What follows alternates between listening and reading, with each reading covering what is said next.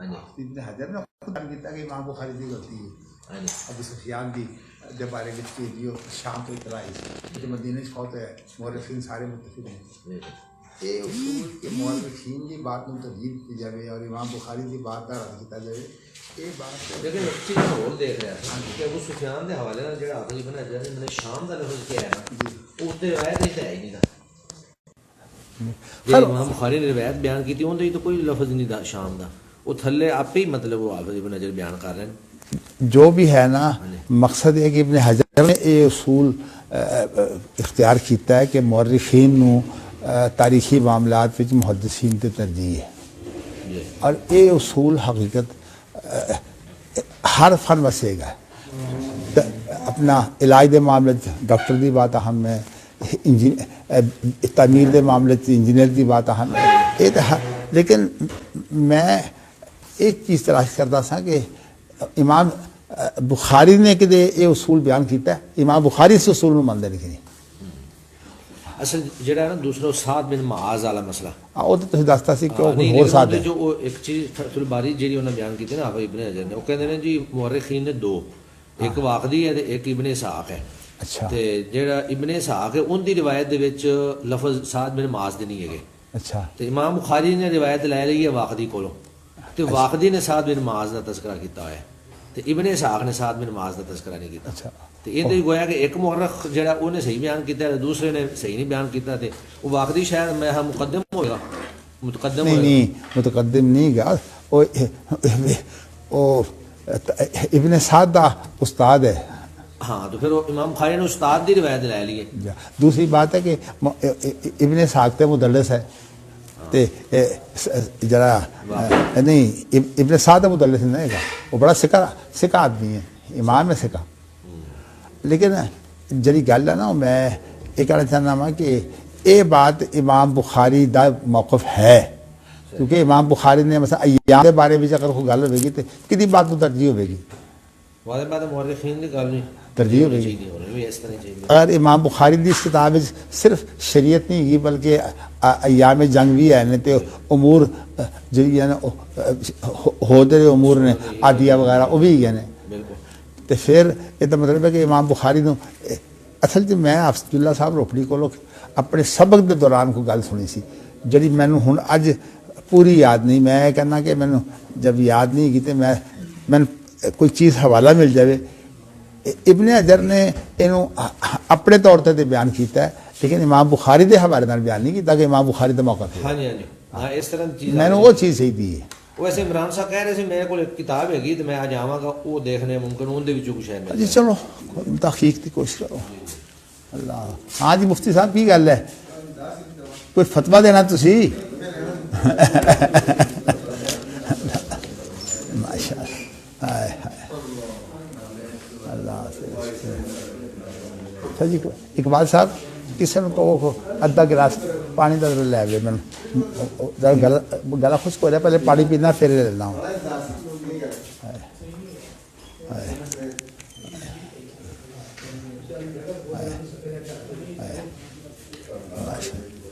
ماشاء اللہ لا قوت الا باللہ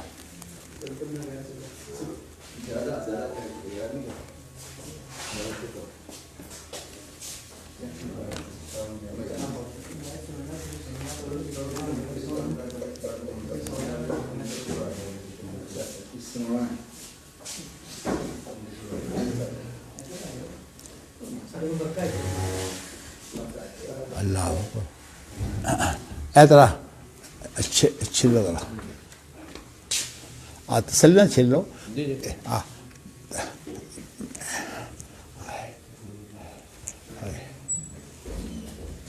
ماشاء اللہ لا قوت الا ہاں جی کی لے کے آئے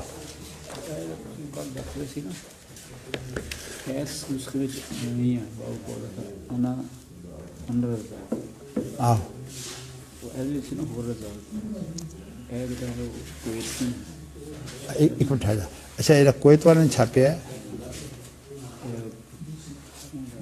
وہ ہے جو چھاپیا وہ لفظ اچھا نہیں وہ تو 315 جلداں نے ساری بخاری دس نا اچھا 10 جلداں بخاری دیاں نے اچھا انہیں ویسے جڑا انر رضا خود القوت المتین ہوتے ہیں نا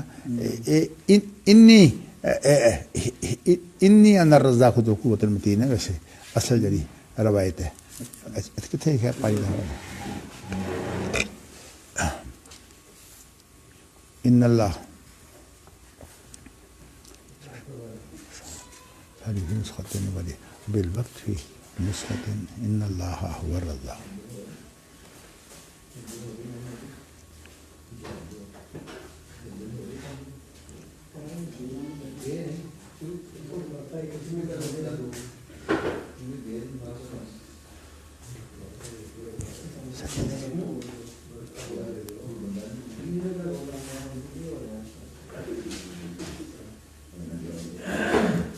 اللہ تیرا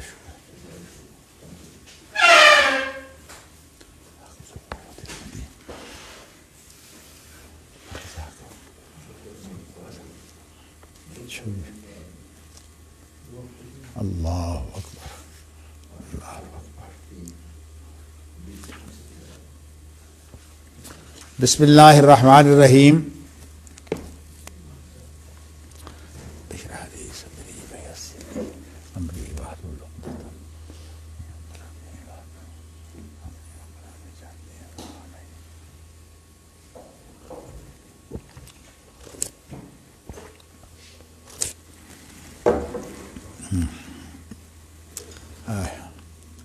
اللہ اکبر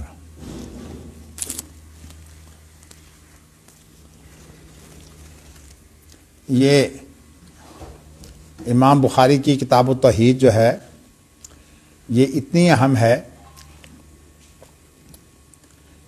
کہ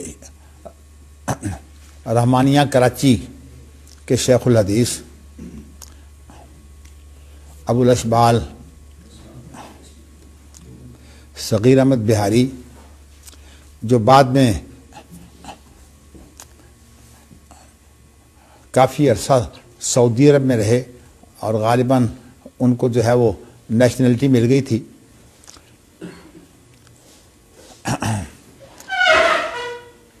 وہ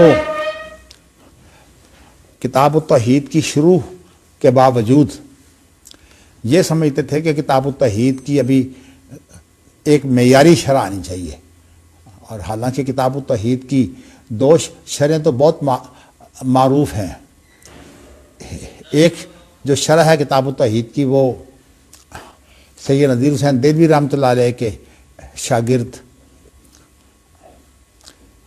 مولانا عبدالحق ہاشمی رحمۃ اللہ علیہ جو ہمارے بھی شیخ ہیں، تو انہوں نے شرح کی ہے سب سے پہلے کتاب التوحید کی، بخاری کی، اور وہ سلفی شرح ہے، اس میں سلفی عقیدہ ہے۔ اگرچہ ایک اور صاحب ہیں جو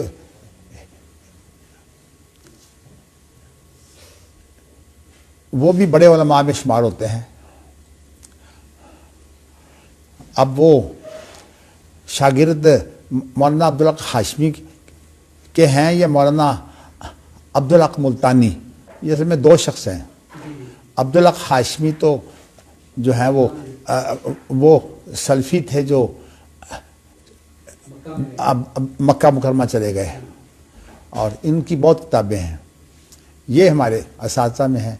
اور مولانا عبدالحق ملتانی جو ہیں یہ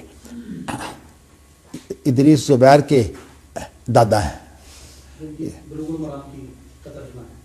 نہیں وہ تو ہے مولانا عبدالتواب ملتانی کا ہے۔ عبدالتواب ملتانی جو ہیں یہ بھی سلفی ہیں، یعنی یہ دو تو نمایاں سلفی ہیں نا۔ مولانا عبدالحق ہاشمی یہ اصل میں ہاشمی ان کا کوئی بڑا ہے، یہ اس معنی میں ہاشمی نہیں ہے جیسے ہمارے یہاں سید لوگ ہاشمی لکھتے ہیں۔ ان کے بیٹوں میں ابو تراب ظاہری بھی ہیں، عبد الوکیل ہاشمی بھی ہیں، اور بھی ان کی اولاد ہے۔ تو عبدالرزاق جو تھے ان کے بڑے بیٹے وہ بھی تھے جو حافظ اسرائیل، اللہ تعالیٰ انہیں زندگی اور صحت دے، تو ان کے جو والد ہیں تو یہ عبدالحق ملتانی ہیں۔ تو عبدالحق ملتانی کے جو بیٹے ہیں دو معروف ہیں، ایک شمس الحق اور ایک شرف الحق۔ شمس الحق تو ادریس زبیر کے والد ہیں نا، اور جو شرف الحق ہیں یہ پروفیسر یا جلال پور پیروالا کے ہیں، ان کے سسر ہیں۔ تو میں آپ کو یہ بتانا چاہتا ہوں کہ جو سلفی علماء ہیں ان میں ایک خانپور کے تھے مولانا عبدالاحد جو ہیں، یہ بھی سلفی ہیں۔ عبدالطبع ملتانی بھی سلفی ہیں، اور اس کے علاوہ عبدالحق ہاشمی جو ہیں وہ بھی سلفی ہیں۔ اور جو دوسرے ہیں وہ سلفیت میں اس طرح نمایاں نہیں ہے۔ مقصد یہ ہے کہ اصل میں انہوں نے جب پاکستان ہندوستان میں ہی پڑھا ہے تو اس کی وجہ سے جو پاکستان میں ہے سلفیت کا عقیدہ تو زیادہ اجاگر نہیں ہے۔ پاکستان اور ہندوستان کے اندر تو اہل حدیث جو ہیں وہ حقیقت یہ ہے کہ وہ تقلید کے خلاف ہے، تقلید نہیں ہونی چاہیے اور جو مرضی ہو جائے۔ تو اس اعتبار سے جو ہے وہ بلکہ ایک بات ایسی ہے جو ایک معلومات کی حد تک تو اہم ہے، تو اس کو تلاش تو کرنا چاہیے کہ مولانا سلطان محمود رحمۃ اللہ علیہ جو شیخ الحدیث بہت عرصہ یعنی جلال پور پیروالا کے اندر تو ان کا ایک پورا دور ہے زندگی کا، پھر کچھ عرصہ وہ جامعہ سلفیہ میں بھی شیخ الحدیث رہے ہیں، اور میں بھی ان کے ساتھ بہت میل ملاپ رکھتا تھا، بلکہ ہمارے ایک خاندانی معاملے میں ہم نے ان کو ثالث بنایا تھا اور انہوں نے ہمارا فیصلہ بھی کیا تھا۔ یہ 1969 کی بات ہے۔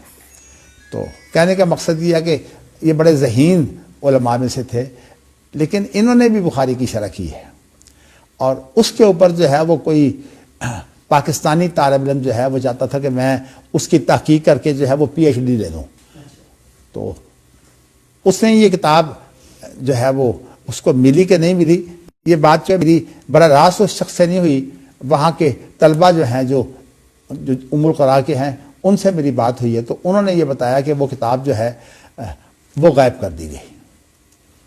وہ اس جو مولانا سلطان محمود صاحب کی کتاب و توحید کی شرح ہے وہ اس لیے غائب کر دی گئی کہ وہ سلفی عقیدے پر نہیں ہے۔ اب صورتحال یہ ہے کہ اتنا تو معلوم ہونا چاہیے نا، جماعت کا کوئی عالم ہو، دیکھیے مولانا ثناء اللہ مرسلی رحمۃ اللہ علیہ سے زیادہ بڑا کون اہل حدیث کا اہم آدمی ہو سکتا ہے، لیکن ان کے عقائد جو ہیں وہ سامنے آنے چاہیے۔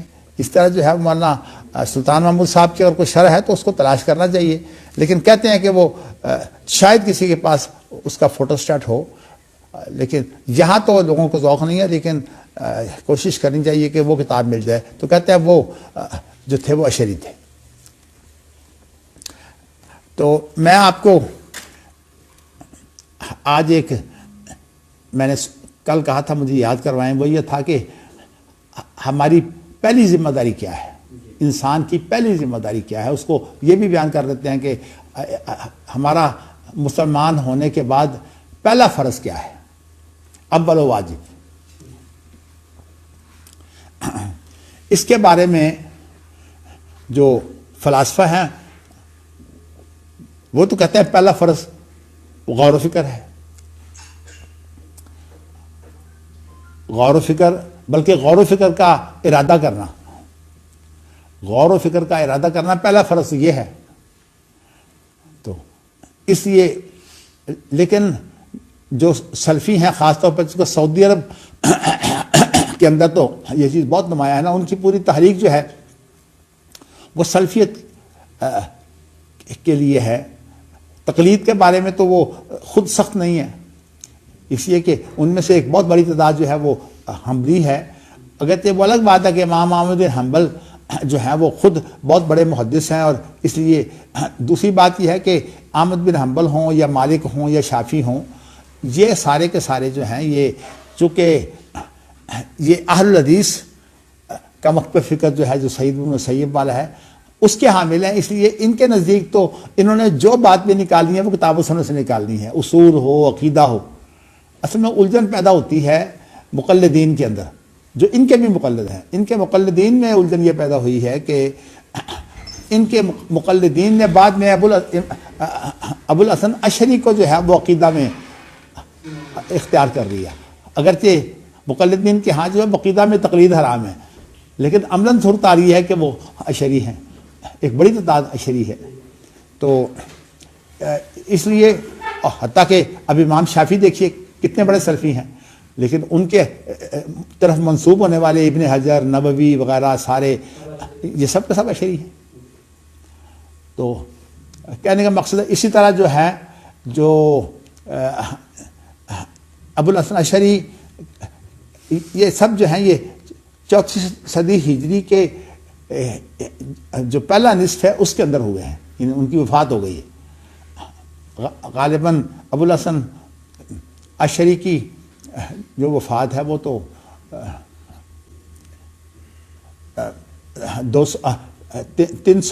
324 کی ہے، اور جو ابو منصور ماتریدی ہیں ان کی 333 کی ہے۔ تو لیکن اس دور میں ابھی تقلید پختہ نہیں تھی، لیکن شاگردوں کے اعتبار سے جو ہے وہ لوگ معروف تھے۔ تو شاگرد جو حمایت کرتے تھے اپنے استاد کی یا زیادہ اس استاد سے وابستہ ہوتے تھے نا، تو ان شاگردوں کو پھر ان کی طرف نسبت کر دیا جاتا تھا۔ اس لیے مقلدین عام طور پر جو ہے وہ تعبیر یوں کرتے ہیں کہ ایک ہے مجتہد مستقل اور ایک ہے مجتہد منتسب۔ منتسب کا معنی یہ کہ مقلد نہیں ہوتا، لیکن ان کا رویہ اور طریقہ کار جو ہوتا ہے وہ استاد کی طرح ہوتا ہے، اس لیے استاد سے پڑھا اسی کے طریقہ کار جو ہے وہ سامنے ہوگا۔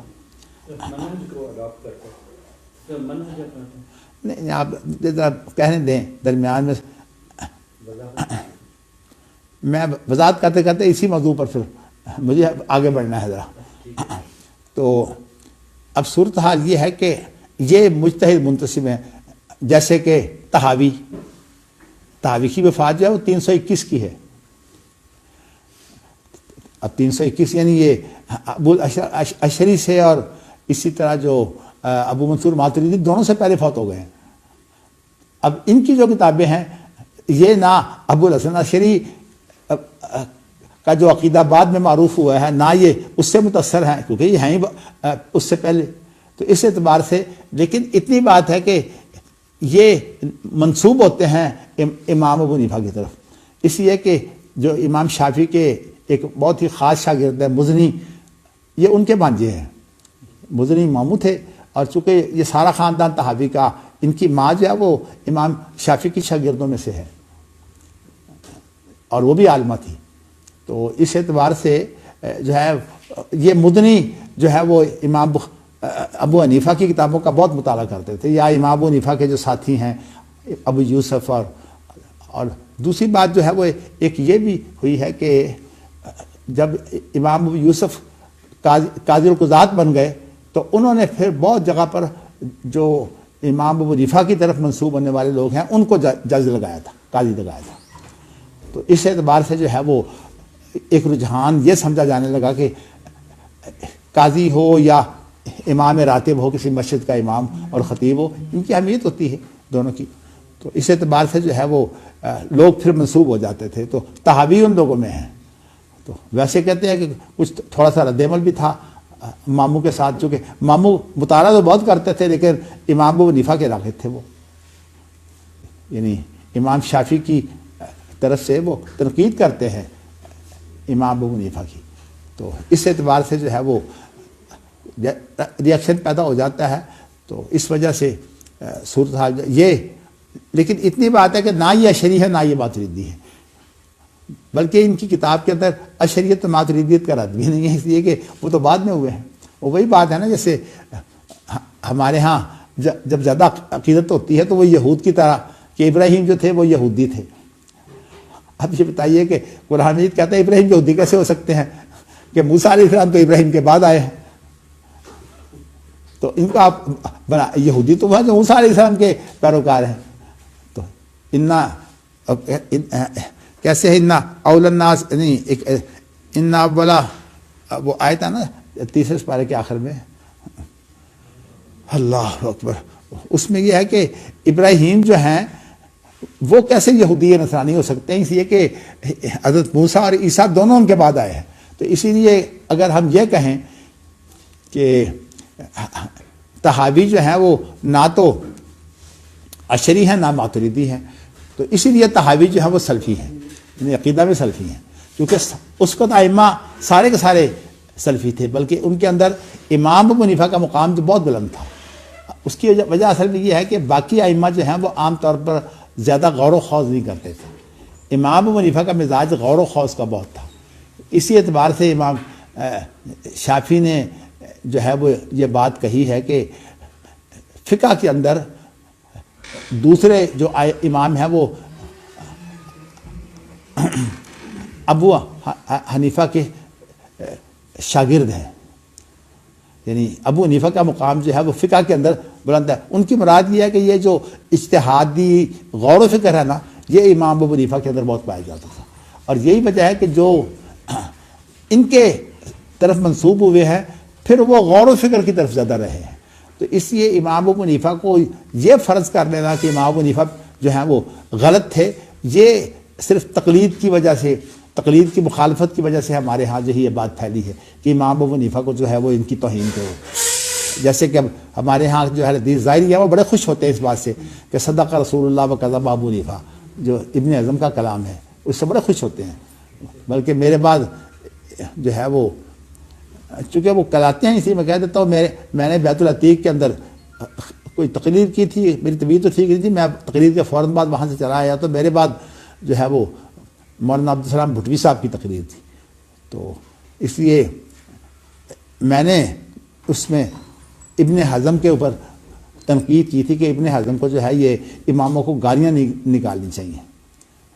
امام مالک کو کہتے ہیں کہ این الدین، تیرا دین کتنے ہے، یہ مطلب ہے بہت بڑا حملہ ہے امام مالک پر۔ تو لیکن انہوں نے پھر میرا رد کیا، مجھے صرف اتنا ہی علم ہوا ہے، میں نے ویسے تقریر سنی تو نہیں، کہ بعد میں انہوں نے میرا زوردار رد کیا، کیونکہ میں نے کہا تھا یہ صدق رسول اللہ و کذب ابو حنیفہ جو ہے یہ رویہ صحیح نہیں ہے۔ تو میں بتاتا ہوں کہ ہمارے حدیثوں کے اندر یہ رجحان پایا جاتا ہے، چونکہ ظاہریت بہت پھیلی ہے، اور اس کی وجہ یہ ہے کہ حدیث جو ہے وہ صرف تقلید کے مخالف ہیں، باقی ان کو خود پتہ نہیں ہے کہ عقیدہ ہے کیا۔ تو عقید کی مخالفت، ایک تقلید کی مخالفت تو ایک منفی عقیدہ ہے، ایک منفی بات ہے، اس لیے جب آپ مثبت بات کہیں گے تو آپ کو لانا پڑے گا کہ مثبت جو ہے وہ عقیدہ کیا ہے اور مثبت جو ہے وہ طریقہ کار کیا ہے۔ تو اس کے لیے میں آپ کو جو ہے وہ یہ جو اب نقطے کی طرف آتا ہوں، جو کہ پہلا فرض، یہ پہلا واجب انسان کے لیے کیا ہے، کیا ارادہ غور و فکر کا ارادہ ہے یا غور و فکر ہے؟ تو اس کے لیے، اس مسئلے کو واضح کرنے کے لیے پہلے میں آپ کو قرآن کی 2 آیتیں جو ہیں ذرا ان کی تشریح کر دیتا ہوں تاکہ آپ کے سامنے ایک چیز واضح ہو جائے۔ ویسے تو ہمارے والد صاحب کا بھی اسی طرح کا ذوق تھا کہ جب کوئی چیز بہت مشکل ہوتی نا تو وہ بہت مشکل پسند تھے، تو اس مشکل بات کی وہ بڑی زیادہ تحقیق کرتے تھے۔ یہ اللہ تعالیٰ نے الولد سر لابی کے تحت میرا بھی مزاج ایسے ہی ہے کہ جو چیز مشکل ہو میں اس کی تحقیق کے پیچھے پڑ جاتا ہوں، بلکہ ہے تو یہ ایک کوتاہی میں اپنی جگہ کر دیتا ہوں۔ جوانی میں چونکہ انسان کو جوانی ہوتی ہے، اور وہ جوانی جو ہوتی ہے وہ دیوانی، انسان کو دیوانہ بنا دیتی ہے، میرا عام طور پر یہ ذہن تھا کہ جو کوئی آدمی کسی کام کو مشکل سمجھتا وہ کر نہیں سکتا، وہ میں کر سکتا ہوں۔ یہ جو مزاج تھا یہ اللہ تعالیٰ نے، اب دیکھیں نا یہ کتنا ایک بظاہر شیخ چلی کی بات ہے کہ میں مدینہ یونیورسٹی میں پڑھتا تھا، اور وہ یونیورسٹی جو ہے وہ سعودی حکومت نے، ظاہر ہے ان کے پاس بہت دولت تھی، اور اس وقت یہ شاہ فیصل نے بنائی تھی یہ یونیورسٹی، مدینہ یونیورسٹی۔ جب میں وہاں پڑھتا تھا تو میں نے، یہ 1967 کی بات ہے، یعنی اس وقت میرا غالباً دوسرا کہ تیسرا سال تھا مدینہ یونیورسٹی کا، تو میں نے جو ہے وہ شیخ ابن باز سے ذکر کیا کہ میں پاکستان میں مدینہ یونیورسٹی کی طرح ایک یونیورسٹی بنانا چاہتا ہوں۔ شیخ ابن باز نے میرا بہت تعاون کیا۔ تو میں بتانا ہی چاہتا ہوں کہ یہ جو مزاج تھا نا، کہ میں نے یہ سوچا کہ بھی ان کے پاس دولت ہے، یہ دولت تو آنی جانی چیز ہے، اور یہ دولت جو ہے یہ تو اللہ کی تقدیر ہے کہ ان اللہ یبسط الرزق لمن یشاء ویقدر۔ تو کون سی مشکل بات ہے کہ اللہ تعالیٰ جو ہے وہ یہ جو یونیورسٹی کے لیے جس دولت کی ضرورت ہے وہ اللہ سے میں مانگوں گا اللہ مجھے بھی دے دیں گے۔ تو پھر میں نے جو ہے وہ اس کے لیے اپنے والد صاحب کی ایک نصیحت تھی، اس کو جو ہے وہ اپنے پلے باندھا، کوشش کی، باقی تو اللہ تعالیٰ توفیق دینے والے ہیں۔ کوشش میں نے یہ کی کہ میں دعا کو جو ہے وہ لازم پکڑوں۔ تو آج تک میری یہ دعا بڑی ہی اب میرے حالات کے مطابق بھی ہے، رب انی وہن العظم منی واشتعل الراس شیبا ولم اکن بدعائک رب شقیا۔ تو میں آپ کو یہ بتانا چاہتا ہوں کہ والد صاحب جو ہے وہ قرآن مجید کی 2 آیتوں کو جو ہے وہ سمجھتے تھے کہ بڑی مارکۃ الاراء ہے، اور اس کے اندر جو ہے وہ جو اپنی تحقیق ہے مجھے بتایا کرتے تھے۔ ایک آیت جو ہے وہ معنی کے اعتبار سے بہت مشکل ہے، اور وہ ہے اللہ نور السماوات والارض مثل نورہ کمشکاۃ فیہا مصباح المصباح فی زجاجہ زجاجۃ کانہا کوکب دری یوقد من شجرۃ مبارکۃ زیتونۃ لا شرقیۃ ولا غربیہ یکاد زیتها یضیء ولو لم تمسسہ نار نور علی نور یہدی اللہ لنورہ من یشاء ویضرب اللہ الامثال للناس لعلہم یتذکرون۔ یہ واللہ بکل شیء علیم۔ ایک تو یہ آیت ہے، کہتے تھے کہ قرآن مجید کے معنوں، یعنی اس آیت کا معنی جو ہے وہ اس کے اندر بہت لوگ غلطیاں کھاتے ہیں، اس کا معنی، اس کا مفہوم کیا ہے، اس کی اصل تعبیر تفسیر ہے کیا۔ اور ایک آیت چونکہ وہ خود علوم عالیہ کے بھی بڑے ماہر تھے، اور تو اس لیے دوسری آیت جو تھی وہ یہ تھی فَإِنْ عُسِرَ، وہ کہتے تھے کہ یہ گرامر کے اعتبار سے بہت مشکل آیت ہے۔ فَإِنْ عُسِرَ عَلَىٰ أَنَّهُمَا اسْتَحَقَّا اسْمًا فَآخَرَانِ يَقُومَانِ مَقَامَهُمَا من الذين استحق عليهم الاوليان فيقسمان بالله لشهادتنا حق من شهادتهما۔ یہاں جو ہے نا اولیان، اس کی ترکیب بہت مشکل ہے۔ یہ اولیان جو ہے یہ کیا ہے، میں اس وقت آپ کو یہ دونوں جو ہے وہ چیزیں بتانا نہیں چاہتا، لیکن میں آپ کو اس بتایا کہ یہ 2 چیزیں، یہ 2 جگہ جو ہے یہ خاص طور پر میرا بھی خاصا ان میں غور و فکر رہا ہے۔ اور بھی کچھ چیزیں ہیں جو میں گاہے بگاہے آپ کو بتاتا ہوں، جیسے کہ وہی میں نے آپ کو بتایا تھا کہ انی جاعل فی الارض خلیفہ کے اندر جو لوگ یہ لکھتے ہیں نا کہ یہ اصل میں آدم کو برتری ہوئی ہے علم کی وجہ سے، یہ تفسیر جو ہے اس کے بارے میں آپ کو بتا چکا ہوں کہ اس سے یہ مراد نہیں ہے۔ اور اسی طرح اور بھی کئی چیزیں ہیں جو انشاءاللہ آتی رہیں گی۔ تو میں نے آپ کو جو ہے وہ اس لیے کہ جو چیز میں بیان کرنا چاہتا ہوں وہ اللہ نور السماوات والارض کے اندر جو ہے یہ موجود ہے، تو اس لیے میں مختصر سی اس کی تشریح کرتا ہوں، لیکن وہ چیز جو میری ضرورت ہے میں انشاءاللہ اس کی تھوڑی سی وضاحت بھی کروں گا۔ اس کا معنی جو ہے وہ سیدھا سا ہے کہ اللہ آسمانوں و زمینوں کا نور ہے، اور پھر اس کے بعد اس کی اللہ کے نور کی مثال دی ہے۔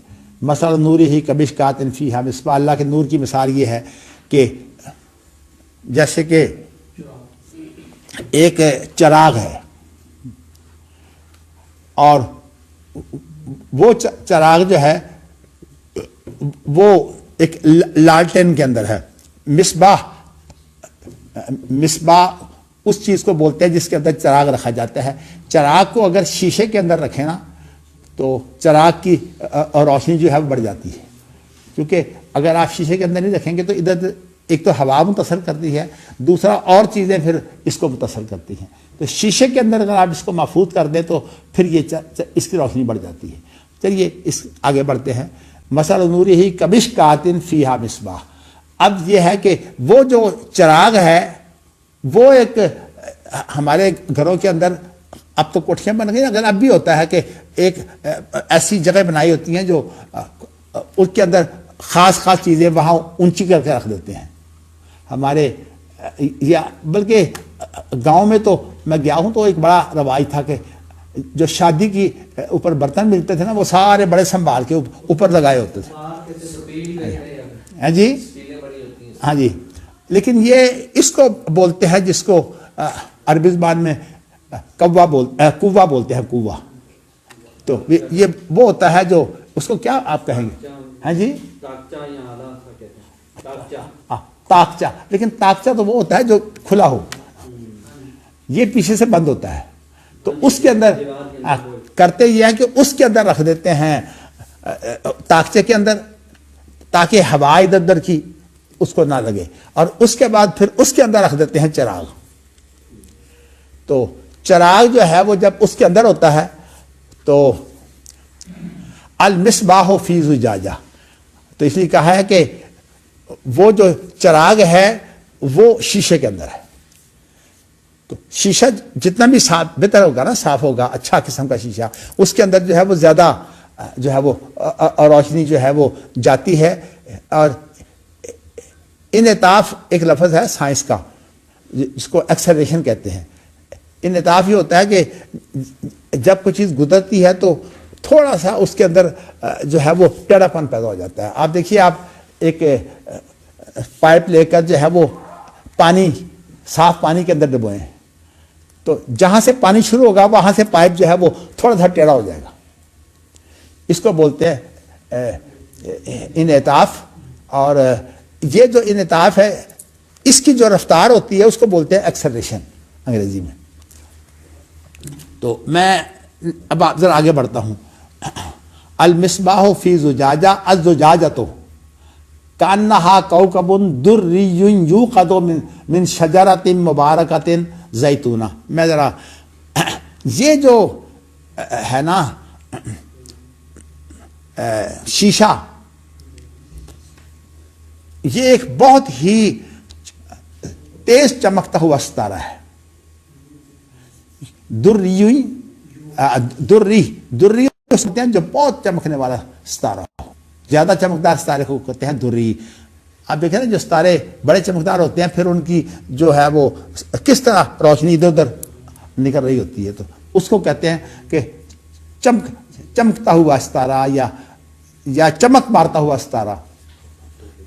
اچھا، اب یہ ہے، یہاں تک تو بات ختم ہو گئی. دری کوکبن کانہا کوکبن دری، جیسے کہ وہ ستارہ ہے. کوکب کہتے ہیں ستارے کو یا سیارے کو. تو یہ جو ہے یہ چمک مارتا ہوا ستارہ. اس کے بعد پھر اب ایک داخلی چیز بیان کی جا رہی ہے. یوقد من شجرۃ مبارکہ، یہ ایک ایسے درخت سے جو ہے وہ جلایا جا رہا ہے. یوقد من شجرۃ مبارکۃ، اور وہ مبارک درخت کون سا ہے کہ زیتونہ، زیتون کا درخت ہے. اور یہ تیل زیتون کا ہے. یعنی مطلب یہ ہے کہ اس کے اندر جو تیل جل رہا ہے وہ زیتون کا جل رہا ہے. آپ ویسے تو زیتون بڑی فائدہ مند چیز ہے، لیکن میری زندگی میں یہ پتہ نہیں تھا، تو میں نے حیران کن زیتون کا فائدہ کیا دیکھا کہ عام طور پر مزاج ہوتے ہیں، کسی کی مزاج میں تضادیت زیادہ ہوتی ہے، تو مجھے یہ تکلیف رہتی تھی. تو میرے عام طور پر جو یہ پاؤں کی انگلیاں ہیں نا، ان میں جو چھوٹی انگلی ہے اس کے درمیان عموماً میری درمیان میں وہ گوشت گل جاتا تھا اور پھر درد ہوتی تھی، زیادہ گل جاتا تھا. تو میں نے اس کے لیے عام طور پر یہ اندازہ کیا ہوا تھا کہ مہندی لے کر میں پہلے لگاتا سرسوں کا تیل، تو سرسوں کا تیل لگا کر جو ہے اس کے اوپر میں مہندی جو ہے وہ چھڑک لیتا، تو وہ ہفتہ پر مجھے آرام رہتا. پھر اس کے بعد ہفتہ دو ہفتوں کے بعد پھر اسی طرح گل جاتا پیر. تو میرے پاس اتفاق سے جو ہے وہ یہ مجھے ملا نہیں یہ جو تیل ہے سرسوں کا.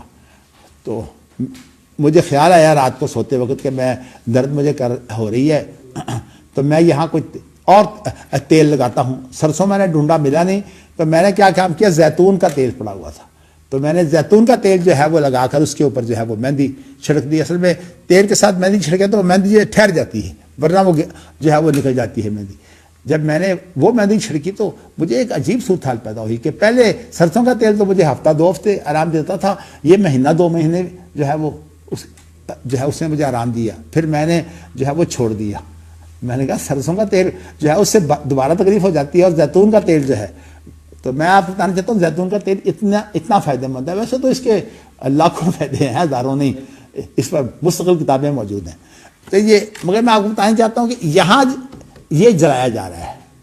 اچھا، اور زیتون کا تیل جو ہے وہ کتنا عمدہ، اس کے لیے ذرا دیکھیے. یوقد من شجرۃ مبارکۃ زیتونہ، ایک مبارک درخت سے، لفظ سے مبارک سے ہی معلوم ہو رہا ہے اس کے کتنے فائدے ہیں. زیتونہ لا شرقیۃ ولا غربیہ، اس کا مفہوم یہ ہے کہ وہ نہ تو شرقی جانب اور نہ غربی جانب. اصل میں بات یہ ہے کہ جہاں جو ہے وہ سورج کی تیز روشنی جو ہے وہ نہ پڑتی ہو تو کہتے ہیں وہ زیتون کا تیل جو ہے وہ بہت، زیتون کا درخت بہت زیادہ اچھا ہوتا ہے. تو شام کا جو علاقہ ہے نا وہاں صورتحال یہی ہے کہ شام کا علاقہ جو ہے زیادہ گرم نہیں ہے، اسی وجہ سے شام، لبنان وغیرہ کے علاقوں میں بڑا شاندار زیتون ہوتا ہے، کیونکہ وہ لا شرقیہ ولا غربیہ ہوتا ہے. یعنی مطلب اسے نہ تو سورج کی شعاعیں ادھر سے متاثر کرتی ہیں اور نہ ادھر سے متاثر کرتی ہیں. اچھا، اس کے بعد جو لفظ ہے نا یکاد و زیت و ہا یوزیو، قریب ہے کہ اس کا تیل جو ہے وہ یوزیو جل اٹھے. ولو لم تمسسہ نار، اگرچہ اسے آگ نہ لگے. یہ بہت بڑی تعریف ہے کہ اتنا زیتون کا تیل صاف ستھرا ہے کہ وہ اتنا چمکیلا ہے کہ قریب ہے کہ اس کو آگ نہ لگے پھر اس کے بغیر جل اٹھے. یہ تفسیر جو ہے نا، چونکہ میں نے اس کے متعلق مطالعہ کیا ہوا تھا، میں نے مولانا امین حسن اصلاحی صاحب سے ملاقات میں جو ہے ان کو ذکر کیے 1-2 دفعہ، تو پھر انہوں نے جو ہے وہ میری تردید شروع کر دی، کہنے لگے یہ اس کی تفسیر نہیں ہے. اصل میں انہوں نے باقی کی تردید نہیں کی، میرے اصل میں جو اگلے لفظ ہیں نور علی نور، اس کی تردید کی انہوں نے. کہنے لگے کہ جو پہلا نور ہے اس سے مراد عقل ہے اور دوسرے نور سے مراد جو ہے یہ فطرت ہے. تو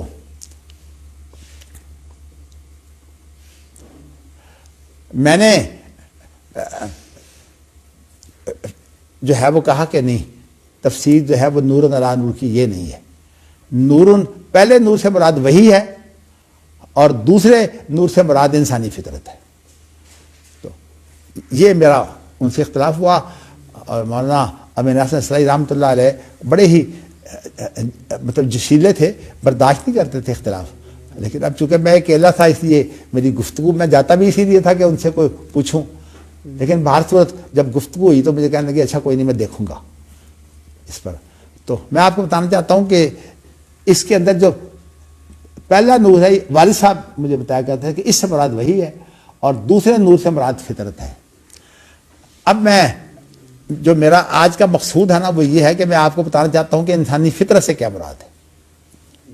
اس لیے میں نے آپ کو جو ہے وہ یہاں اس کے لیے ایک دوسری آیت جو ہے وہ بھی آپ سن لیں.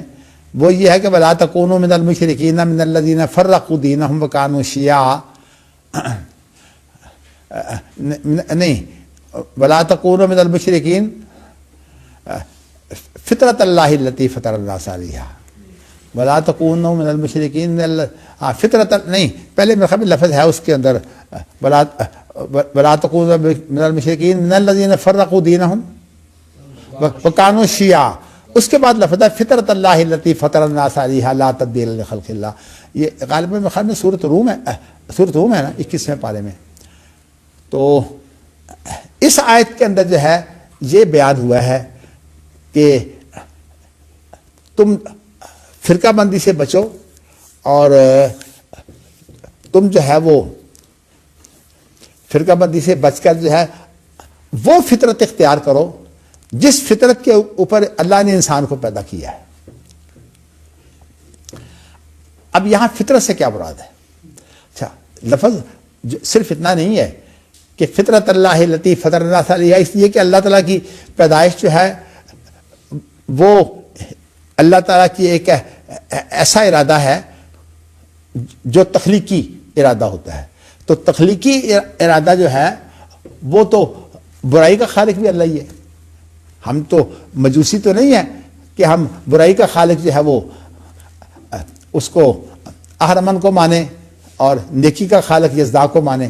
یہ تو مجوسیت کا عقیدہ ہے. ہم تو کہتے ہیں کہ خیر شر دونوں کا خالق جو ہے وہ اللہ ہے، لیکن اللہ کے ہاتھ میں ویسے صرف خیر ہے، یعنی اللہ کا کوئی کام جو ہے شر نہیں ہوتا.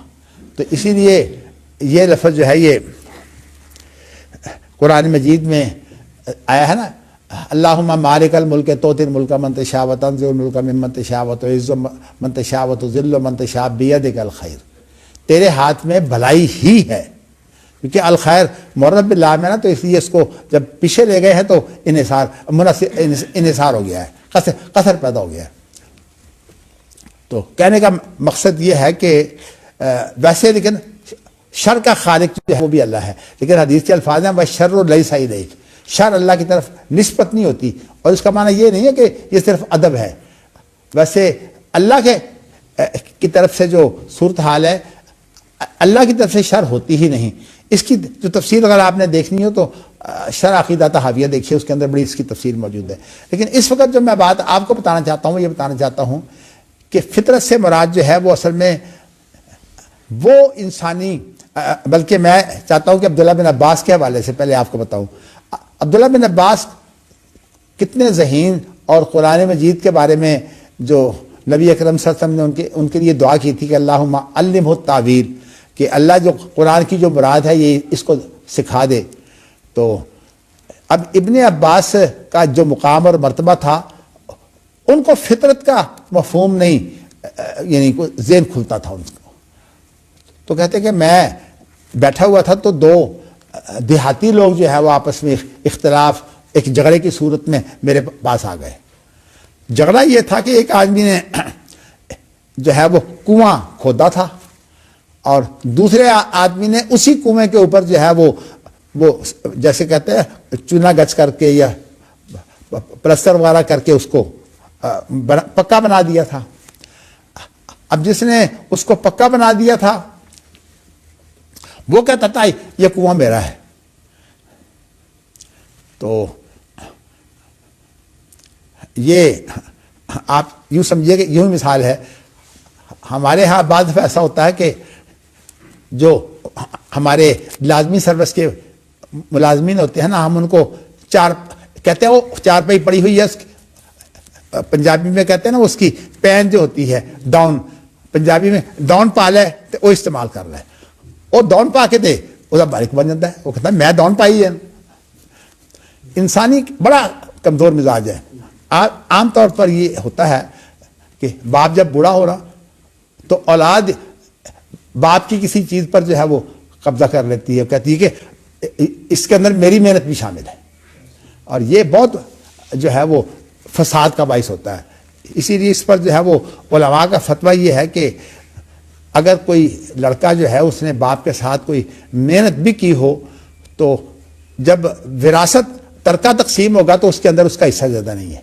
عام طور پر یہ وراثت کے موقع پر یہ چیزیں پیدا ہوتی ہیں کہ بڑا لڑکا جو ہوتا ہے اس کا قبضہ ہوتا ہے اور وہ قبضہ کر کے بیٹھ جاتا ہے اور کہتا ہے چھوٹے بھائیوں کو یا بہنوں کو کہتا ہے کہ تمہیں کچھ نہیں دینا۔ یہ عام معاملات ہیں۔ تو میں آپ کو یہ بتانا چاہتا ہوں کہ فطرت کا مفہوم جو ہے وہ کیا ہے۔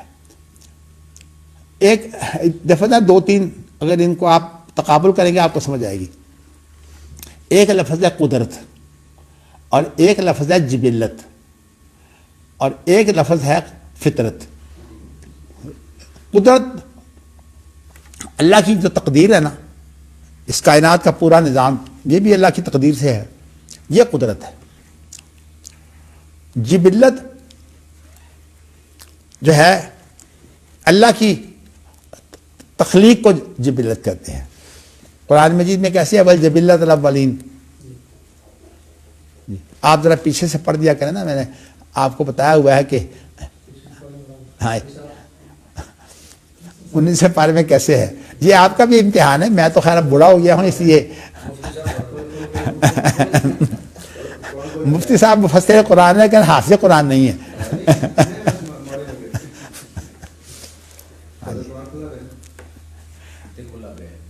آپ اپنی بات چھوڑیے، بات دیر ہو رہی ہے۔ وَالْجِبِلَّةُ الْأَوَّلِينَ، جبلت سے مراد جو ہے وہ اللہ کی تخلیق ہے، یعنی جو اللہ کی وہ مخلوق ہے جو اللہ نے پہلے پیدا کی تھی۔ جبلت جو ہے یہ اللہ کی تخلیق کے معنوں میں آتا ہے۔ قدرت اللہ کا وصف ہے، اور یہ جو ہے جبلہ یہ اللہ کے اوصاف دو طرح کے ہیں۔ ایک تو اللہ کے اوصاف وہ ہے جو اللہ کے شخصی اوصاف ہے، اور ایک اللہ کے وہ اوصاف ہے جو اللہ کے فعلی اوصاف ہے، بلکہ یوں کہیے کہ ان کو کہتے ہیں اللہ کے کچھ اوصاف وجودی ہیں اور کچھ اوصاف جو ہیں وہ اللہ تعالیٰ کے فعلی ہیں۔ جو وجودی اوصاف ہیں وہ ہیں جن کے اندر جو ہے وہ کسی مفعول کا لحاظ نہیں ہوتا۔ اور چلیے اب بات درمیان میں آ گئی ہے، میں آپ کو ویسے تو بہتر یہ کہ میں ابھی آپ کو تفصیل میں نہیں جاتا، پھر یہ بات درمیان میں آنے کی وجہ سے آپ کو یاد نہیں رہے گی، یا آپ کو یاد رکھنے والی بات ہے جو بنیادی چیز ہے، میں بعد میں لے جاتا ہوں۔ میں ابھی آپ کو جو چیز بتا رہا ہوں وہ یہ ہے کہ جبلت سے مراد ہوتی ہے جس کے اندر یہ ہے تو مفعول، جبلہ مفعول کے معنوں میں ہے، لیکن یہ اللہ کا وہ وصف جو فعلی ہے نا، اس کے نتیجے میں وہ چیز بنتی ہے جبلہ۔ اور جو فطرت ہے وہ نہیں، قدرت نہیں، قدرت تو اللہ سے متعلق ہے۔ انسانی فطرت، انسانی فطرت کیا ہے؟ کل مولود یولد علی الفطرہ کا کیا معنی ہے؟ کیا اس کا معنی ہے کہ انسان کو اللہ نے قدرت پر پیدا کیا ہے؟ اس کا معنی قدرت کا مالک انسان ہے؟ بالکل غلط ہے۔ تو اس لیے فطرت جو ہے وہ حقیقت میں عبداللہ بن عباس کہتے ہیں مجھے اس دن سمجھ آئی کہ یہ ہے کیا۔ ایک کہتا ہے جی کہ یہ کنواں میرا ہے، دوسرا کہتا ہے کنواں میرا ہے۔ اب جو کہتا ہے کہ کنواں میرا ہے تو ایک نے کہا کہ انا فطرتھا۔ جب اس نے یہ لفظ بولا تو عبداللہ بن عباس کہتے ہیں مجھے تو اس روز جو ہے وہ خوشی ہوئی کہ آج مجھے فطرت کا معنی سمجھ آ گیا ہے۔ اس کا کیا معنی تھا؟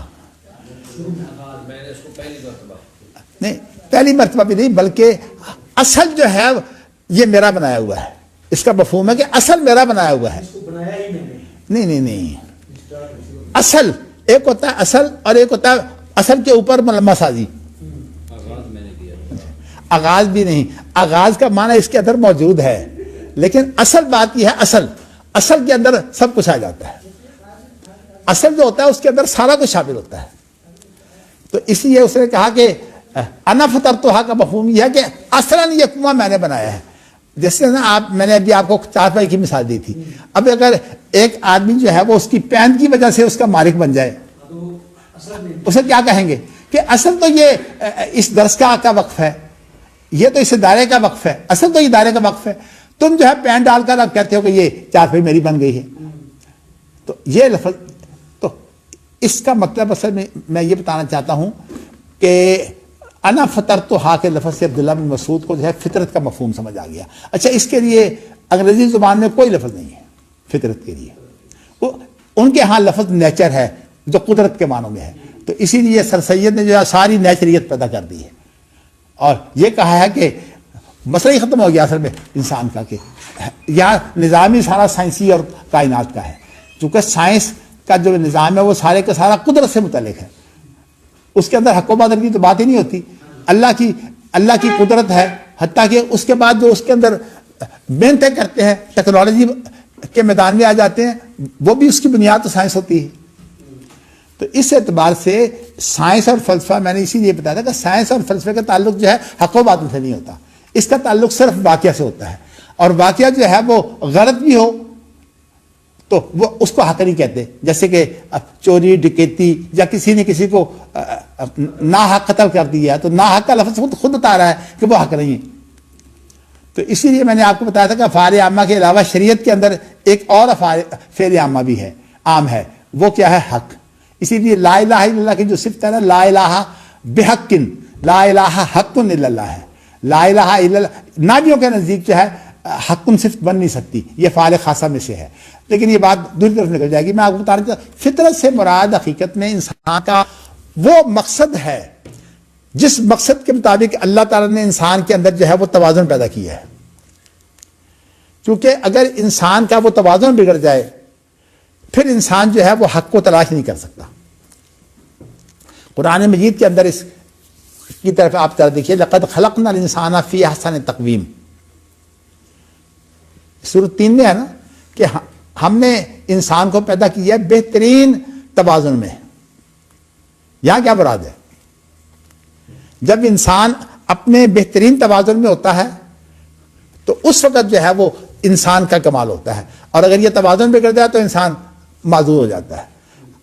لیکن ایک تو انسان کی اپنی غلطیوں سے انسان توازن کھوتا ہے نا، اور ایک ہے کہ کسی بیماری کی وجہ سے توازن جو ہے وہ ایک انسان ٹھیک ٹھاک تھا، بیمار ہو گیا، اس کے اوپر تو پکڑ نہیں ہے، وہ الگ بات ہے کہ کس چیز کی پکڑ ہے کس چیز کی نہیں. لیکن اگر کوئی شخص جو ہے وہ شرارتوں کی وجہ سے توازن اس کا بگڑ جائے تو پھر جو ہے وہ اس کی مذمت ہوتی ہے. اسی لیے اولئک کالانعام بل ھم اضل، اور یہ جو لفظ ہے اسی صورت میں لقد خلقنا الانسان فی احسن تقویم ثم رددناہ اسفل سافلین، اس کے اندر وہ انسان کی ساری خباثتیں اور شرارتیں آ جاتی ہیں جن کی وجہ سے انسان جو ہے تمام چیزوں سے نیچے چلا جاتا ہے. اولئک کالانعام میں تو صرف اتنا ہی ہے نا کہ آپ جو ہے وہ چار پایوں سے بھی جو ہے وہ گئے گزرے ہیں، لیکن یہ اس سے بھی زیادہ زوردار لفظ ہے. میں آپ کو بتانا چاہتا ہوں کہ اصل میں یہ فطرت کا بیان ہے. تو فطرت جو ہے وہ حقیقت میں اس توازن کو بولتے ہیں جو اصل توازن ہوتا ہے. اب دیکھیے نا، ایک آدمی نے کنواں کھودا ہے، حقیقت زمین کے اندر جو گہرا گڑھا کھودا گیا ہے کنویں کے لیے، وہ جس نے اصل کھودا ہے نا، اصل یہ کنواں اس کا ہے. اس کے بعد جس نے آ کر کو لیپا پوتی کر لی ہے چونا گچ کے ساتھ یا سیمنٹ کے ساتھ، پہلے لوگ چونا گچ وغیرہ استعمال کرتے تھے، اب آج کل تو خیر سیمنٹ اور اس سے بھی اعلیٰ اعلیٰ چیزیں آ گئی ہیں. تو لوگ جو ہے بلکہ اس کے ایسا کرتے ہیں کہ آج کل کنواں جو ہے وہ جب کھودتے ہیں تو اس کے ساتھ پھر اس کا ایک بناتے ہیں نیچے ایک پورا لکڑی کا بنا کر پھر اس کے اوپر جو ہے وہ کھڑا کرتے ہیں اینٹوں اور سیمنٹ کے ساتھ. تو وہ حقیقت میں کنواں جو ہے وہ جو کھدائی ہے وہ الگ رہ جاتی ہے اور اس کے اندر ایک نئی عمارت بن جاتی ہے. جیسے ہمارے ہاں جو ہے وہ آج کل یہ جو ہوتے ہیں نا، جن کو عربی لوگ بیڈ روم کہتے ہیں، ہمارے یہاں ان کو کیا بولتے ہیں؟ تہ خانہ جب بنتا ہے تو آپ کو پتا ہے تہ خانہ کس طرح بنتا ہے؟ تہ خانہ جو ہے وہ آسانی سے نہیں بنتا. تہ خانہ کی 3 دیواریں ہوتی ہیں. پہلے ایک دیوار ہوتی ہے، پھر اس کے بعد جو ہے وہ ایک دوسری دیوار ہوتی ہے، پھر اس کے درمیان میں جو ہے وہ سریا اور بڑا تیز سیمنٹ اور بجری وغیرہ ڈال کے ایک باقاعدہ پوری سلیب بناتے ہیں، اور اس کے اوپر پھر جو ہے وہ یہ کول تار وغیرہ مل کے تاکہ اس کے اندر کوئی سوراخ نہ رہے. اس کے بعد پھر جو ہے وہ اس کی ایک دیوار بناتے ہیں اندر. مقصد یہ ہوتا ہے کہ اگر کہیں پانی اوپر سے آئے تو اس کے اندر نہ داخل ہو جائے. تو میں نے آپ کو جو یہ ساری باتیں بتا دی ہیں، لیکن اب ہم پھر آتے ہیں کہ فطرت کے معنی کیا ہے. وہ اسی آیت کے اندر فطرت اللہ التی فطر الناس علیہا، یہاں فطرت اللہ سے اللہ کی اپنی فطرت مراد نہیں ہے، بلکہ یہاں مراد جو ہے وہ انسان کی فطرت ہے. اس لیے کہ ذکر تو انسان کا ہو رہا ہے کہ وہ فرقہ بندی کا شکار ہوتا ہے. فرقہ بندی کا جب انسان شکار ہوتا ہے تو وہ اپنی فطرت کی بجائے غلط طریقے پر چلتا ہے انسان. تو یہاں اللہ یعنی جو یہ مصدر ہوتا ہے نا، اس کی اضافت فاعل کی طرف بھی ہوتی ہے، مفعول کی طرف بھی ہوتی ہے. یا فطرت اللہ جو ہے یہ فاعل کی طرف اضافت ہے. تو معنی اس کا یہ ہے کہ فطرت اللہ التی فطر الناس علیہا. دیکھیں نا، جس پر اللہ نے، جس توازن پر اللہ نے انسان کو پیدا کیا. اس کے بعد پھر آگے چلیے، لا تبدیل لخلق اللہ. یہ خلق تو انسان کی ہے، لیکن اس کے اندر جو ہے کوئی تبدیلی نہیں ہو سکتی. کیا مطلب؟ کہ انسان کا توازن اگر بگڑ جائے تو اس کا حساب و کتاب ہی نہیں ہو سکتا. اس لیے جب تک یہ توازن انسان کا قائم ہے، یعنی انسان کے اندر یہ اصل جو ہے یہ کبھی نہیں مرتا. اس کے اوپر پردہ تو پڑ جاتا ہے لیکن یہ مرتا نہیں. میں آپ کو اس کی مثال دیتا ہوں. وہ یہ ہے کہ یہ طب کی صورتحال ہے کہ طب کے اندر روح کی کئی قسمیں ہیں. تو اس کو ویسے عام طور پر چونکہ جان پڑنے کے بعد انسان کے اندر گرمی پیدا ہو جاتی ہے تو اس لیے اس کو حرارت کہتے ہیں. اور سب سے جو بنیادی حرارت ہوتی ہے نا، اس کو بولتے ہیں حرارت غریزیہ. اطباء کے نزدیک حرارت غریزیہ وہ ہوتی ہے جس کو آپ یہ کہیں کہ زندگی کی حرارت. ایک حرارتیں بہت ہوتی ہیں، مثلا ہیٹر لگا لیں، کوئی اور اسی طرح جو ہے وہ آپ جو ہے وہ گرم پانی میں بیٹھ جائیں. ایک طریقہ علاج جو ہے وہ گرم پانی میں بیٹھنے کا بھی ایک طریقہ علاج ہے. جرمنی کے ایک ڈاکٹر نے اس کو پیش کیا. ہمارے جو ہے وہ بڑے اور بزرگ آج کل بھی اس کا علاج کرتے ہیں، اس کو کہتے ہیں ٹب کا علاج. وہ گرم پانی ایک خاص انداز سے گرم کر کے پھر اس کے اندر بیٹھتے ہیں اور اس کے اندر بیٹھ کر جو ہے وہ اپنا علاج کرتے ہیں. تو جیسے آپ کے پاس ہے نا اللہ اکبر، ایک تو عام ہماری ڈاکٹری مشہور ہے نا، اس کے بعد ایک ہومیوپیتھک ڈاکٹری ہے اور ایک تیسرا ٹب کا علاج ہے. تو میں نے آپ کو ذرا یہ، لیکن میں آپ کو بتانا ہی چاہتا ہوں کہ لا تبدیل لخلق اللہ، اس کے بعد لفظ یہ ہے، یعنی جو اللہ کی مخلوق ہے اس کے اندر تبدیلی نہیں ہو سکتی. لیکن میں نے جو آپ کو کہا کہ یہ دب جاتی ہے، میں نے اس لیے آپ کو یہ حرارت غریزیہ کی مثال دی ہے کہ حرارت غریزیہ اگر کسی کی دب جائے تو پھر اس کے بعد جو ہے اسے اعصابی تکلیفیں ہو جاتی ہیں، ذہنی تکلیفیں. ویسے کوئی عرض نہیں ہے، مجھے یہی تکلیف ہے، حرارت غریزیہ میری جو ہے وہ دبی ہوئی ہے اور یہ مجھے تکلیف بہت پرانی ہے. اگرچہ دیگر کچھ بیماریوں کی وجہ سے یہ تکلیف پیدا ہو گئی تھی، لیکن اس کا جو یہ دبتی ہے ختم نہیں ہوتی. اگر یہ ختم ہو جائے تو انسان مر جاتا ہے. اسی لیے جب انسان کی جو میت ہوتی ہے نا، وہ اس وقت تک کھڑتی ہے جب کہ حرارت غریزیہ نکل جائے، اور جتنی بھی حرارتیں نکل جائیں انسان مرتا نہیں ہے. تو اس لیے اس کو زندگی کی حرارت کہتے ہیں. تو حرارت غریزیہ جو ہے، میں آپ کو بتا رہا تھا کہ اس کو پھر علاج اس کا کیا ہے. اس کا علاج یہ ہے کہ اس کو ابھارتے ہیں. تو اس لیے اس کا طب کے اندر جو علاج ہے وہ کیا ہے، انعاش. انعاش کا معنی کسی کو ابھارنا، اٹھانا کسی کو. اور اس کے لیے جو چند ایک طب کے اندر جو دیسی طب یا عربی طب، جو اس کی بنیاد تو خیر یونانی طب ہے، اس کے اندر یہ ہے کہ کستوری، عنبر، یہ چیزیں جو ہیں یہ حرارت غریزیہ کو ابھارنے کے لیے. تو مجھے یاد ہے کہ میں نے آج سے کوئی 50 سال پہلے جو ہے وہ دوا المسک بنائی تھی، بڑی مشکل سے کستوری ڈھونڈ کر. اس کے بعد بھی میں نے 2-4 دفعہ بنوائی ہے. تو میں نے اپنا ساری زندگی جو علاج کیا ہے وہ دوا المسک سے کیا ہے. تو میں نے آپ کو یہ اس لیے بات کر دی ہے کہ یہ جو ہے نا حرارت غریزیہ، یہ زندگی کی حرارت ہے. تو یہ اصل میں حرارت غریزیہ اگر بدل جائے تو موت. اسی طرح اگر فطرت کا توازن ختم ہو جائے تو انسان کا جو ہے وہ، جس کو کہتے ہیں نا، انسان کی پوری شرافت ختم ہو جاتی ہے. تو اسی لیے قرآن مجید نے کہا لقد خلقنا الانسان فی احسن تقویم ثم رددناہ اسفل سافلین، کہ یہ پھر بعد میں اپنی کارگزاری سے جو ہے یہ گندے لوگوں میں شامل ہوتا ہے. تو اس لیے اخلاق و کردار جو ہے، اس کے بارے میں پڑھ رہا تھا، کوئی مطالعہ کر رہا تھا کسی بخاری کے شارح کا ہی، تو اس نے لکھا ہوا کہ اخلاق و کردار سے کوئی فرق نہیں پڑتا. نام دینا میں مناسب نہیں سمجھتا.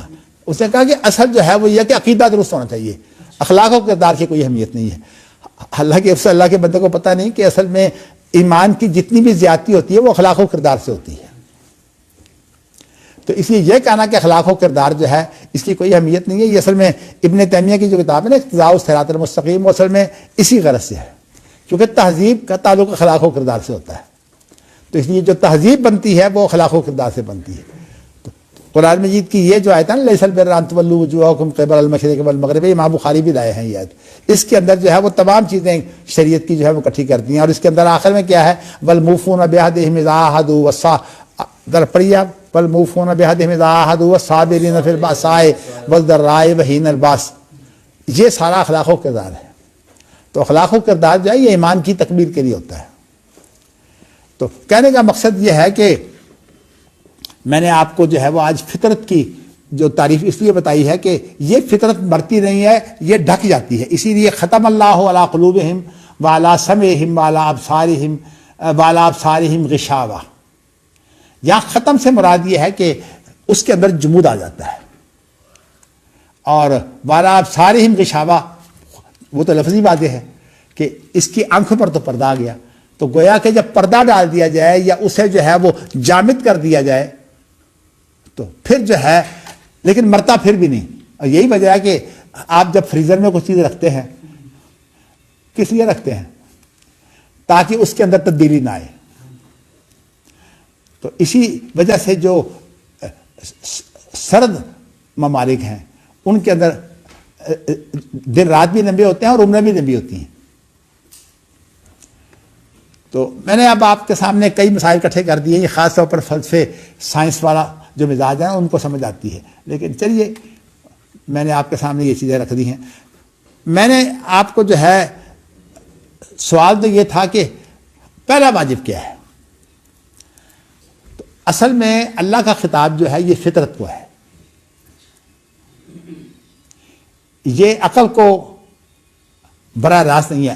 عقل جو ہے جب یہ متوازن ہوتی ہے تو فطرت کا حصہ ہوتی ہے، اس طرح جو حواس ہے جب یہ متوازن ہوتے ہیں تو فطرت کا حصہ ہوتے ہیں، اور جب یہ متوازن نہیں ہوتے تو پھر ثم رددناہ اسفل سافلین کی شروع بنتی ہے۔ تو اس لیے جب فطرت کا توازن ہو، اسی لیے یہ جو حدیث ہے نا کہ کل مولود یولد علی الفطرہ فابواہ یحودانہ او ینصرانہ او یمجسانہ، اس میں یہ لفظ نہیں ہے او یسلمانہ، یہ نہیں ہے، کیونکہ اسلام تو خود فطرت ہے۔ یعنی انسان کا جو بنیادی تقویم ہے اللہ نے جو کی ہے، اس کا جو توازن ہے وہ ہے ہی اسلام۔ یعنی اسلام اس توازن کا نام ہے جو اللہ نے انسان کو دیا ہے۔ تو اس لیے ہر بچہ جو ہے وہ اسلام پر پیدا ہوتا ہے، اور اس کے جو معاملات ہیں دوسرے جس کے متعلق میں نے کہا کہ اگر یہ اخلاقیات اس کے متاثر ہو جائیں گے تو پھر جو ہے اسلام تو باقی رہے گا لیکن ملت جو ہے وہ ملت سے خارج ہو جاتا ہے۔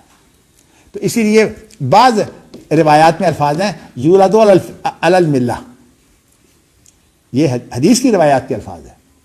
تو اس کا معنی یہ ہے کہ جو اخلاق و کردار ہے یہ خود جو ہے یہ ہماری ملت کا حصہ ہے، لیکن ملت کی میں آپ کو بتا چکا ہوں کہ اس سے مراد وہ اجتماعیت ہوتی ہے وغیرہ وغیرہ، میں اس کی دوبارہ تفصیل میں نہیں جانا چاہتا، چونکہ اب یہ سارا سائنس اور فلسفہ کا جو ذہن ہے میں نے آپ کے سامنے رکھ دیا ہے۔ مجھے پتہ ہے آپ کے لیے کچھ مشکل پیدا ہوگی، لیکن چلیے کچھ فائدہ اٹھانے والے تو ہیں جو اٹھا جائیں گے۔ تو میں نے آپ کو یہ بتایا ہے کہ انسان اخلاق و کردار کی وجہ سے ملت سے خارج ہو جاتا ہے، اس کے باوجود بھی وہ کافر نہیں ہوتا بسا اوقات۔ اب جو خاص طور پر جب انسان جو ہے وہ باغی ہوتا ہے تو کیا کرتا ہے؟ وہ ملت سے خروج ہے۔ یہی آیا نا کہ جو آدمی جو ہے وہ امیر کی بیعت توڑ دے، کیا الفاظ ہیں اس کے بارے میں؟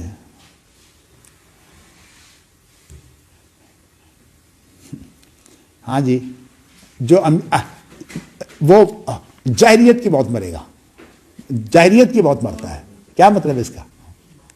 اس کا مطلب ہے ملت سے نکل گیا، ملت سے نکل گیا۔ تو اس لیے ملت بھی جو ہے ہمارے دین کا حصہ ہے، لیکن یہ اجتماعی تصور ہے۔ اسی لیے میں کہتا ہوں نا کہ ہم اجتماعی طور پر تو پہلے انبیاء سے مربوط ہیں، حضرت ابراہیم کی ملت پر ہیں ہم، لیکن شریعت کے اعتبار سے ہم حضرت ابراہیم کی شریعت پر میں ہیں بھی، بہت سی چیزوں کی تبدیلی بھی ہو سکتی ہے۔ تو میں نے آج آپ کو یہ بتایا ہے کہ یہ جو ہماری فطرت ہے یہ دبتی تو ہے اور اس کے اندر تبدیلی نہیں آتی، تبدیلی اگر آ جائے تو پھر انسان مکلف نہیں رہتا۔ اور اسی لیے اب ذرا فطرت اللہ التی فطر الناس علیہا لا تبدیل لخلق اللہ، آگے کیا لفظ ہے؟ ذالک الدین القیم، یہی مضبوط دین ہے۔ یہاں دیکھ اب اللہ کی تخلیق اور انسان کا دیندار ہونا، ان دونوں کو کیسے، اس کا امتزاج کیسے ہوا ہے؟ یہ اس کا امتزاج ہے۔ امتزاج مانا یہ ہے کہ دونوں چیزیں اکٹھی ملی کیسے ہے کہ انسان کا توازن۔ اچھا یہ جو لفظ ہے نا کہ یکاد زیتھا یضیء ولو لم تمسسہ نار، اس کے اندر اسی کی طرف اشارہ ہے کہ قریب ہے کہ وہ تیل خود بخود چل پڑے. کیا مطلب؟ کہ اس کے اندر فطرت کے اندر یہ صلاحیت موجود ہے کہ وہ یعنی مطلب ہے حق کو پالے، قریب ہے، لیکن اس کی ضمانت کوئی نہیں ہے.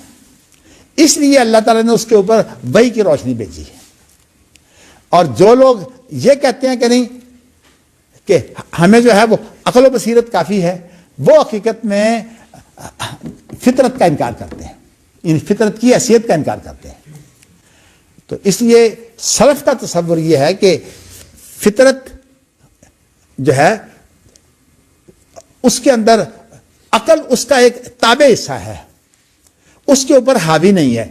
لیکن جو معتزلہ ہیں، ذہنی طور پر عقل پرست ہیں، وہ کہتے ہیں کہ نہیں، عقل اس پر حاوی ہے. اسی لیے مولانا امین ناصر صاحب اس کی تفسیر کرتے ہیں. نور علی نور کا معنی یہ ہے کہ پہلے نور سے مراد عقل ہے اور دوسرے نور سے مراد فطرت ہے. فطرت سے اصل میں ان کے سامنے فطرت کا صحیح مفہوم نہیں ہے. ان کے سامنے فطرت سے مراد جو ہے وہ قدرت ہے. اور اس کے اوپر جو ہے اگر قدرت کے اوپر انسان کو جو ہے وہ فطرت مل جائے، کیا اس کو عقل مل جائے، تو انسان کامیاب ہو گیا. اسی لیے ان لوگوں کے نزدیک وحی کے بغیر بھی انسان مکلف ہے. اس لیے وہ مسئلہ جو ہے نا آپ کا کہ کیا وحی کے بغیر انسان مکلف ہے کہ نہیں، یہ مسئلہ بہت بڑا مسئلہ ہے. تو اب چونکہ عقائد اس طرح آپس میں ملے جلے ہوتے ہیں کہ میں نے آج دیکھیں نا، آج کا سبق آپ کو دیا تو ہے، اور میں نے اسی لیے آپ کو کہا تھا کہ ایک دن میں اس کا آپ کو درس دوں گا. مجھے پتا ہے کہ ابھی اس کی بہت سی چیزیں ایسی ہیں جو اس سے متعلقہ ہیں، وہ رہ گئی ہیں، تو شاید مجھے یہ کل بیان کرنی پڑے. لیکن اس کو ذرا آپ غور و فکر کر کے جو ہے وہ آپس میں ہم غور و فکر کا اصل میں آپ کا طریقہ تو یہ ہے کہ ہم جب کوئی پڑھا کرتے تھے نا تو بعد میں اس کا مذاکرہ ضرور کرتے تھے. اب ہمارے یہاں وہ روایت تو ختم ہو گیا ہے.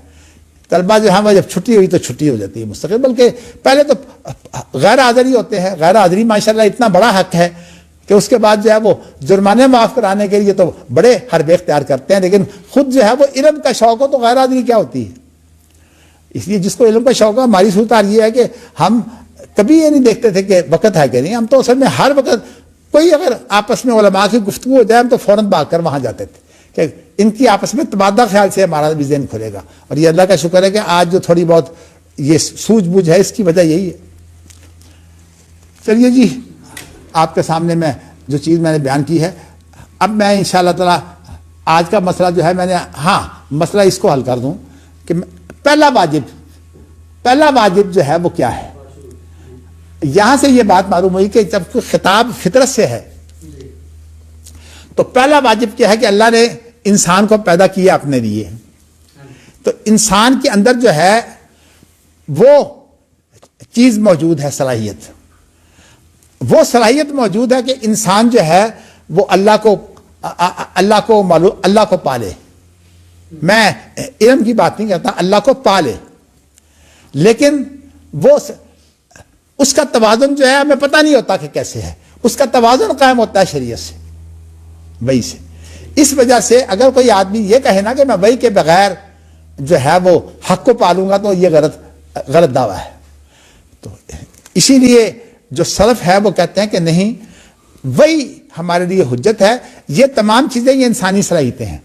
اسی لیے عقل بھی انسانی صلاحیت ہے. اسی طرح جو حواس خمسہ وغیرہ ظاہری ہوں یا باطنی ہوں، یہ بھی جو ہے یہ ہماری جو ہے وہ صلاحیت ہے. تو اسلام صلاحیتوں کو جو ہے وہ توازن دیتا ہے. یہ جب کہتے ہیں نا کہ اسلام کا مقصد جو ہے یہ ترقی ہے، کیا مطلب؟ کہ جب توازن ہوتا ہے تو اسی کو بولتے ہیں صالح. یعنی جو صالح کی اصطلاح ہے وہ توازن، بہترین توازن کے لیے ہے.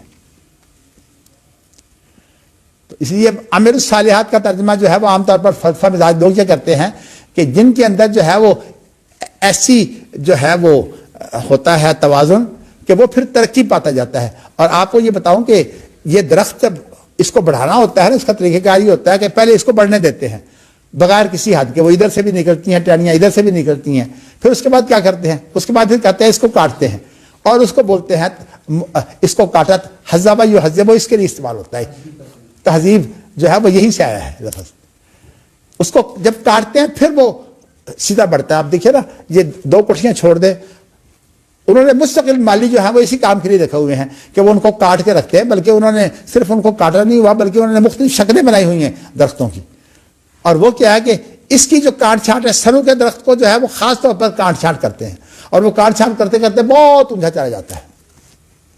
اگر نہ کاٹ چھانٹ کرے تو وہ ادھر ادھر پھیل جائے گا، اونچا نہیں جائے گا. تو اب یہاں وہ تہذیب کا جو مفہوم ہے دیکھیے آپ، وہ بھی آ گیا ہے.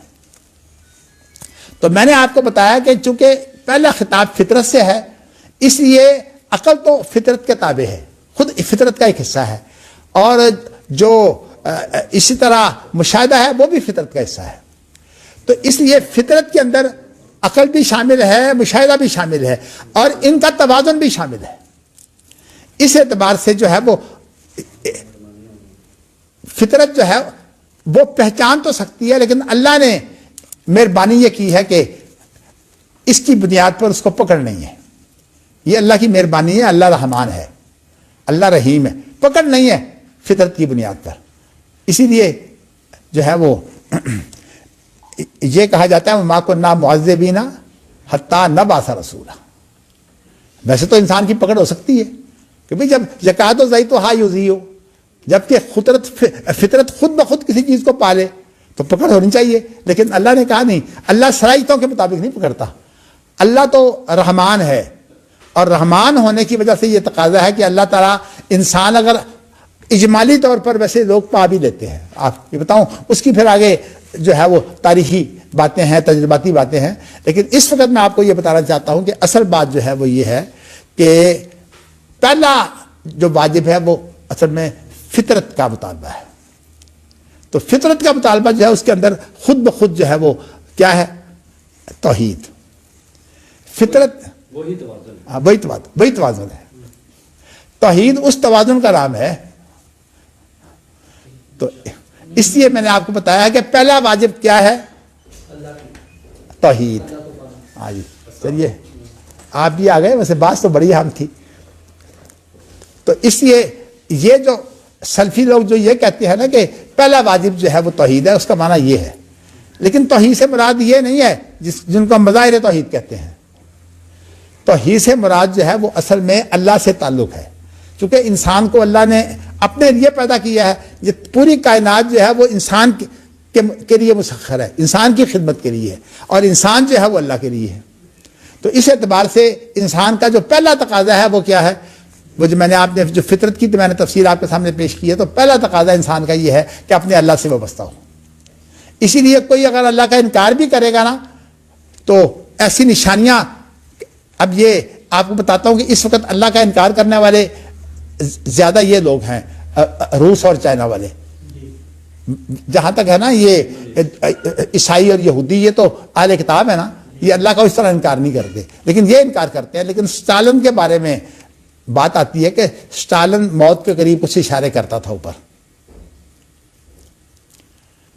تو کہنے کا مقصد یہ کہ انسان کی فطرت کے اندر اشارہ موجود ہے. یہی وجہ ہے کہ ایک جو ہے وہ ایک لڑکی جو ہے وہ نبی اکرم صلی اللہ علیہ وسلم نے اس سے سوال کیا تھا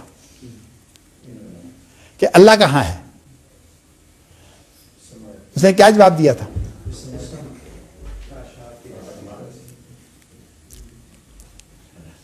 مطلب یہ ہے کہ توحید انسان کا فطری تقاضا ہے.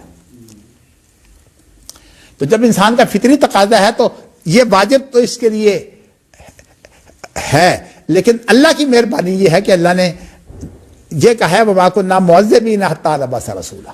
یعنی اللہ نے اس کو مکلف جو ہے وہ اس کی صلاحیت کے باوجود اس کا مکلف نہیں بنایا. تو اس لیے یہ کہنا بالکل درست ہے کہ اگر کسی انسان کو جو ہے وہ اسلام کا پیغام نہ پہنچے تو اس کے لیے جو ہے وہ یہ اسلام جو ہے وہ اس طرح نہیں ہوتا ہے. میں اس کی مثال برقہ بن نوفل سے آپ کو دیتا ہوں. کچھ ایسے لوگ تھے جنہوں نے جاہلیت میں شرک نہیں کیا. برقہ بن نوفل جو ہے آپ کو پتا ہے جب نبی اکرم صلی اللہ علیہ وسلم کو یہ پہلی وحی آئی ہے تو خدیجہ ان کے پاس لے گئی تھی، اور انہوں نے کیا کہا تھا؟ انہوں نے یہ کہا تھا کہ